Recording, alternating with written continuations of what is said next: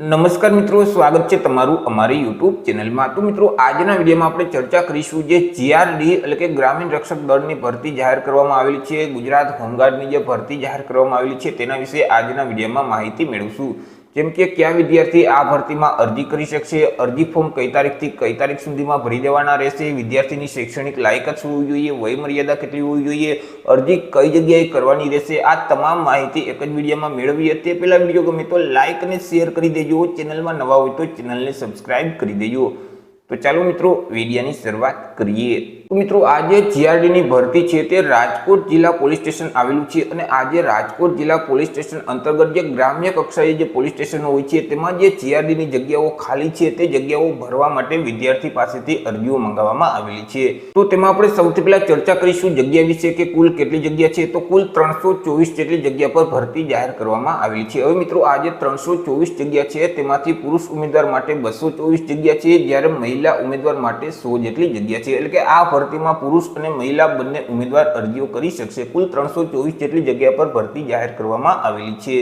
વાત કરી લઈએ આપણે એજ્યુકેશન ક્વોલિફિકેશન એટલે કે શૈક્ષણિક લાયકાત વિશે। વિદ્યાર્થીની શૈક્ષણિક લાયકાત શું હોવી જોઈએ? તો આ ભરતીમાં અરજી ફોર્મ ભરવા માટે વિદ્યાર્થીએ ધોરણ 3 ની પરીક્ષા પાસ કરેલ હોવી જોઈએ, એટલે કે ઓછામાં ઓછું ધોરણ 3 પાસ હોય તે ઉમેદવાર આ ભરતીમાં અરજી કરી શકશે।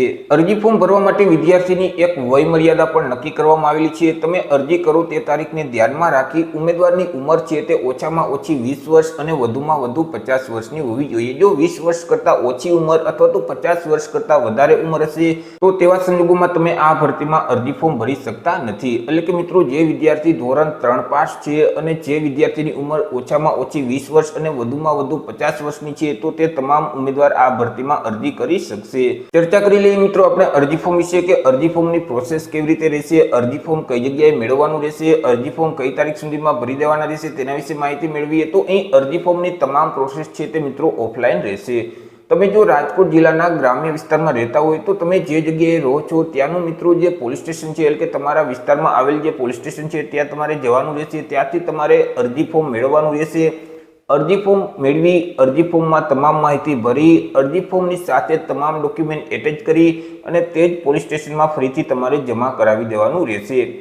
અરજી ફોર્મ ભરવાનો સમયગાળો શું રહેશે તેના વિશે ચર્ચા કરીએ તો અહીં 8 ફેબ્રુઆરી 2024 થી અરજી ફોર્મ શરૂ થશે। તમે 8 ફેબ્રુઆરી 2024 થી અરજી ફોર્મ મેળવી અને ભરી શકશો અને 12 ફેબ્રુઆરી 2024 સુધીમાં તમારે અરજી ફોર્મ ભરી દેવાના રહેશે। એટલે કે મિત્રો, તમારા વિસ્તારમાં આવેલું જે પોલીસ સ્ટેશન છે તે પોલીસ સ્ટેશન ખાતે જઈ 8 ફેબ્રુઆરી થી લઈને 12મી ફેબ્રુઆરી 2024 સુધીમાં અરજી ફોર્મ મેળવી અને તે અરજી ફોર્મ તમારે ભરી ત્યાં જ તમારે જમા કરાવવાનું રહેશે। અરજી ફોર્મની તમામ પ્રોસેસ છે તે મિત્રો ઓફલાઈન જ રહેશે।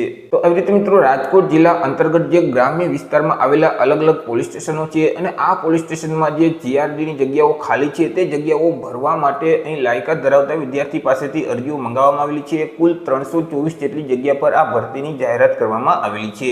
તો આશા રાખું છું વિડીયો પસંદ પડ્યો હશે। વિડીયો પસંદ પડ્યો હોય તો લાઇક અને શેર કરી દેજો, ચેનલમાં નવા હોય તો ચેનલને સબસ્ક્રાઇબ કરી દેજો। ફરી મળીશું એક નવા ટોપિક સાથે એક નવા જ વિડીયોમાં। ત્યાં સુધી જય હિન્દ, વંદે માતરમ।